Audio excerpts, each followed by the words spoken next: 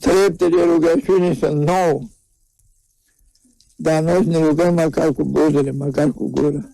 Treptele cele mai de jos. Treapta cea mai de sus? Și duce Apostol Pavel. Aduce Domnul roada buzelor.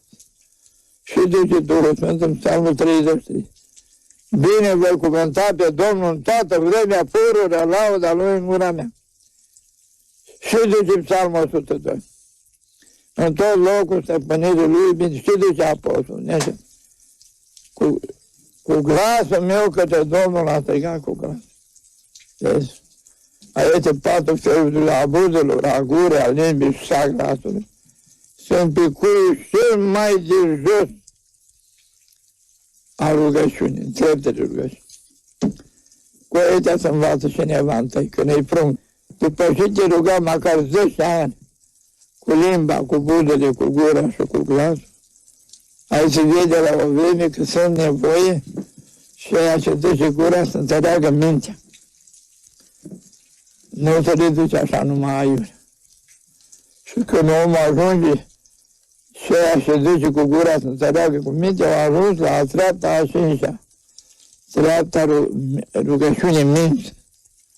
Dar o treapta rugăciunii minții de săvârșită, nu. Rugăciunea minții e pasăre cu aripă, e jumătate de rugăciune. Rugăciunea cu un picior, poți merge cu un picior. Poți bura cu aripă.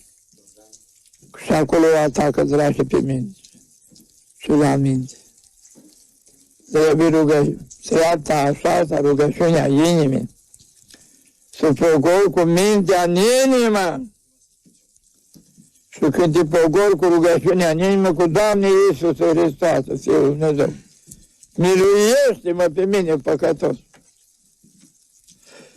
Când te cobori mintea, întâlnește două vreme. Întâi, vama imaginația, închipuire, să nu se închipui nimic. Pe Dumnezeu nu poți închipui nici rovime, nici sărățime, el n-are margine de slavă. Și vama a doua, vama rațiune la poarta inimii.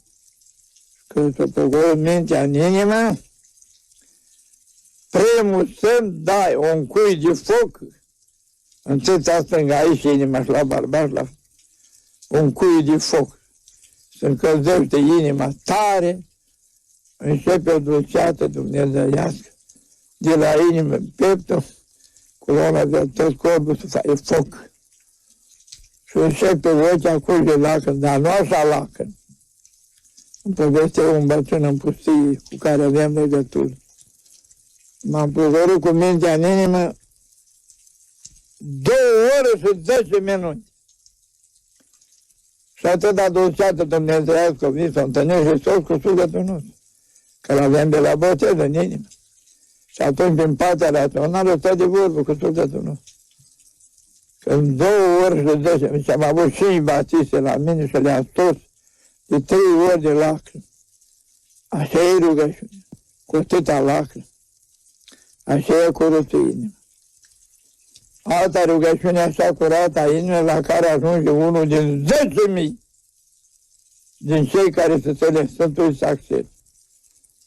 S-a pus rugăciuni mai mari, de sine mișcătoare, rugăciunea văzătoare, rugăciunea contemplativă, nu mai spun, s-o obosit.